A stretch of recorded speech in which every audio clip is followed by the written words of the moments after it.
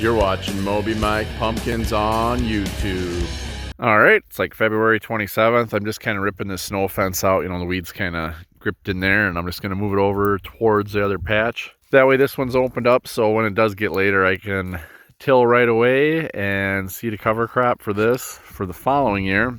I'll probably rip all that old plastic off them old hoops and then maybe work on cleaning up that shed a little bit. So just kind of what we're up to today. Just doing a few things while it's really nice here in February and March, which we normally don't get. Normally this would be under 2 feet of snow. So get a few things done. That way the beginning of the season we can focus on what we need to focus on and not spend a half a day or two doing some of this stupid stuff. So hey guys, got the plastic cut off the hoops there. We got some of the snow fence wound up, and we're gonna wait on covering these hoops, but you can see my hoop there inside a bigger hoop. And I got some 20-foot electrical PVC there. I think there's two 10-foot pieces there.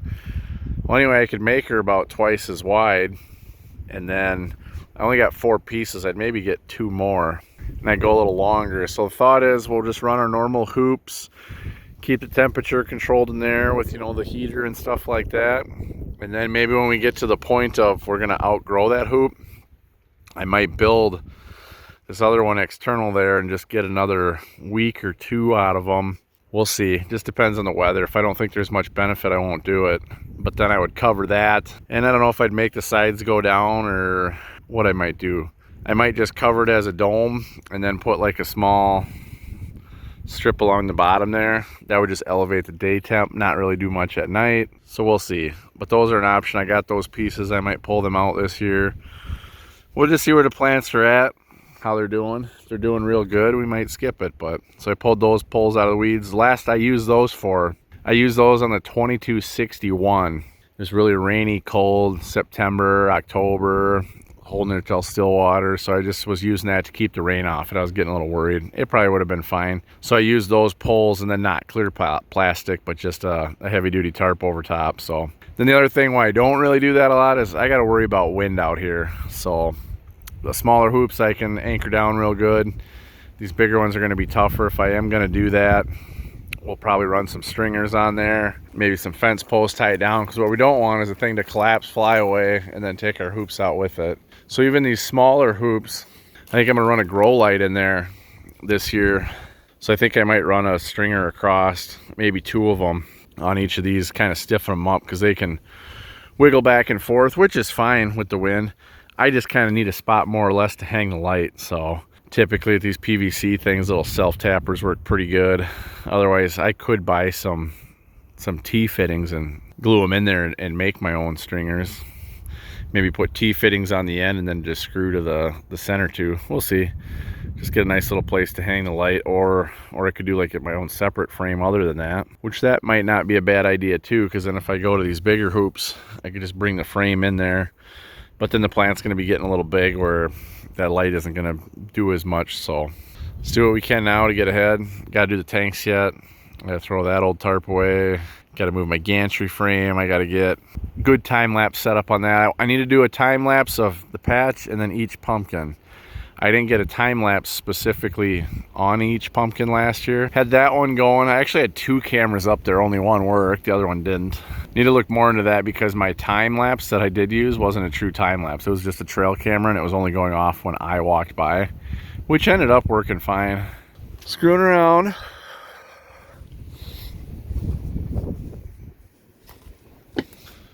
I suppose I got a garbage bag out here with the plastic I ripped off. I should just get some garbage out of here, I think.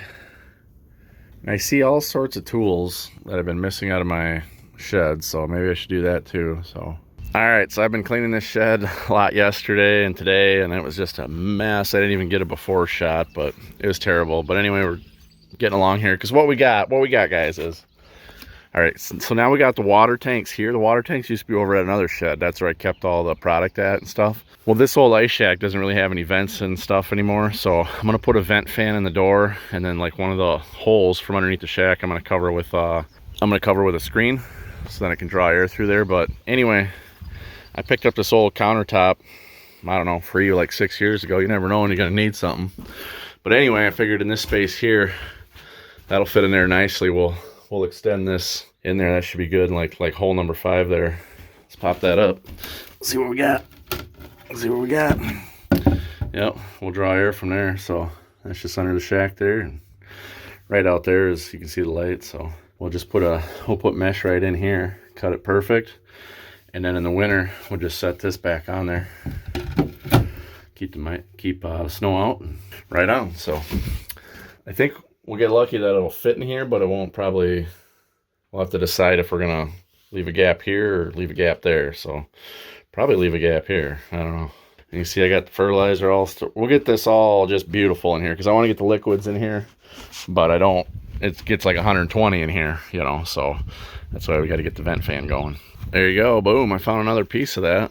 We just threw it right on top of there. You can see I threw some little braces under there, and I got a countertop 8 feet long. Nice. That'll be great. We'll get some fertilizers stored underneath there, and yeah, it's gonna work out great. There we go. Vent fan in the old pumpkin shack. That'll keep her cooler in there. You get that on a thermostat or something, but just went through the door real easy. So boom, boom. Perfect. It's only 90 in here. You can't see that real well. There you go. But it's cooling down. Then we'll put an air intake down there, and this thing will be sweet.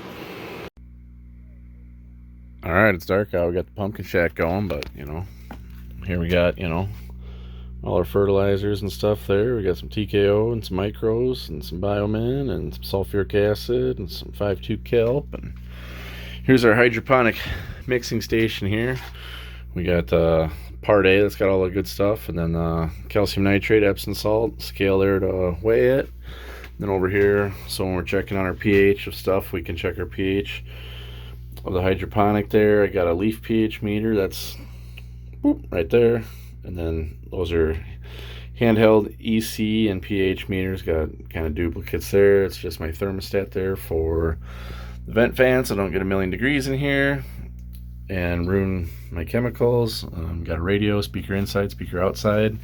So then I got the speakers, one on the left channel, one on the right channel, and then I just fade the radio, and then so it's not so loud in here, but it's loud out there. So when you're in the patch, so yeah, right on. Get maybe a paper towel holder, and this will probably be the cleanest you ever see this place, you know. So we got 0050 K-Mag. We got bamboo sticks. There's more fertilizer. Actually, that's a lot of granular insecticides down there, and then like stuff that was in the hoops that won't need till next year. Like those are the heaters and whatnot. Those are the grow lights that are in there.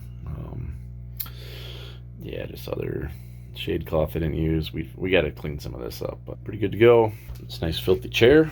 So anyway, that's the shack. Oh, and in the future, I'm gonna try and hide any video I make. I'm gonna hide this guy somewhere, and then you guys see if you can find him in the video. So I may or may not have done it on this video, but if you see where he's at, you know, you got to comment. You got to comment. Alrighty, I got the tanks roughly sitting here. They're sitting on the ground. I got some old railroad ties. I think I'm going to jack them up. Otherwise, they're just going to sink in the ground. They're still going to sink in the ground with the railroad ties, but then at least they won't be like bottomed out where I can't get the pump in there. So I'm just trying to think this out. So that's the patch we're growing in this here.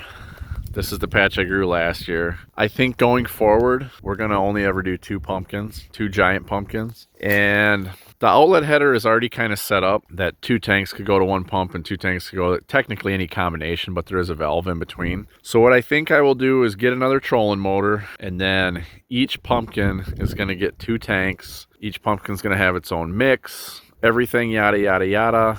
Because sometimes I get a plant that looks like, I could use a little more nitrogen. And I get another plant that looks like, not so much. So then we can just tailor the feed to each pumpkin. We can do things different between pumpkins. So what I'm thinking is, you know, the pump's going to be here. And I'm thinking about setting some posts and putting up an irrigation board where I can have sprinkler timers, whatnot.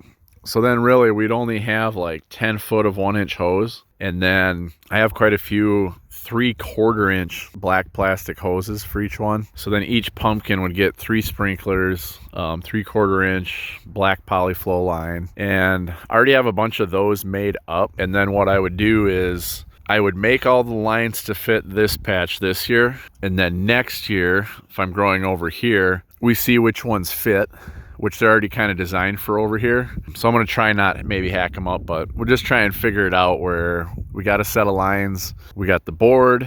Each pump goes into a header with 3 sprinkler valves per pumpkin. Each system is independent of each other. I think we'll take some time and do that, set up the board, and then we're gonna eliminate probably 200 feet of pipe. I'm also playing with my extension cord. It used to run back through the woods, and I think I got it at a length that'll be good now, that I can flip-flop between patches.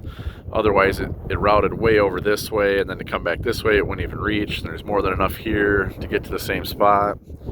Probably cut 40 feet of cord off, which will help the load on that cord not being any longer than it needs to be.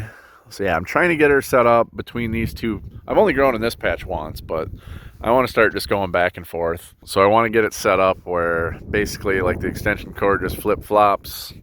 You know, I don't have to reroute it. The watering system's basically easy peasy setup. All right, so here's kind of what we're talking about. I got my 2 headers here. Like this header's got a valve for each sprinkler. Then this header here just had one for all the sprinklers.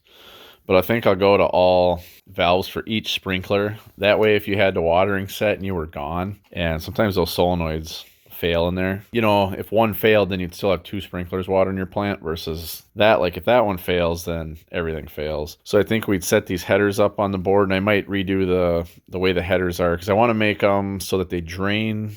This would probably work. I just want to make them so when I take the hoses off for the year, they're easy to drain. It would just be like permanently mounted on a post. We'd throw like some tin over top. But anyway, that's my sprinkler timer there. And that thing can run, it can run easily 6 valves. I think it can run 12. So we got plenty of capacity there if we ever wanted to add anything more. So I think we should just take the time and get this set up right here. I was playing with this quite a bit last year, and it was working pretty good. Better than I had anticipated. Certainly not the best railroad ties that I'm going to prop my water tanks on, but, you know, I think they'll work. A bunch of mice ran out of them. Should be fine. Man alive, I forgot how heavy railroad ties are, and heck, these are missing half the stuff in them, but I must just be getting soft. Whew, heavy. So it looks like the 2 on the right are a little thicker than the 2 on the left, so we'll put those 2 in the back, those 2 in the front. Should have a nice little natural drainage. Whew. All right, we got them up on our crappy railroad ties. They look pretty good. I should throw a level on there, make sure they're kind of sloping the right way, and otherwise we can try and alleviate that. I rerouted my electrical cord. I got that rerouted through the woods so I can swing from patch to patch. Yeah, I think I'm gonna end up just mounting my whole sprinkler board setup right to one of these totes here. And so, yeah, we'll get working on that. Swing from one side to the other. We'll put a little tin over top of it. Use it every year, so yeah, it's nice. Normally, we're looking through Facebook memories. Normally, there's just a whole bunch of snow right now and couldn't be doing any of this, so take advantage of it here and get her done. So first off, my dog loves eating rotten pumpkin. That's what she's doing. So this is where my 1968.5 was just thrown out here. And what do you notice about everything that's going on here? You see around the edge of the pumpkin, everything is green and alive. And the same thing happens later once we get into summer. All the grass right around these giant pumpkin that just rots out here is just lush and green. And the nutrient value in this pumpkin is just awesome. It's like it makes the best fertilizer. So yeah, there's been some thoughts on that. I threw my field pumpkins in my patch. It's kind of like the Gatorade principle, you know, that they came out with like in the 80s. Like, hey, put back in your body what you sweat out. Maybe we put pumpkins back in these pumpkins, you know what I'm saying? That's what I'm thinking. Yeah, look at that. There's nice green there. Hey, Peaches, is that pumpkin good? Nom, nom, nom, nom, nom, nom, nom, nom.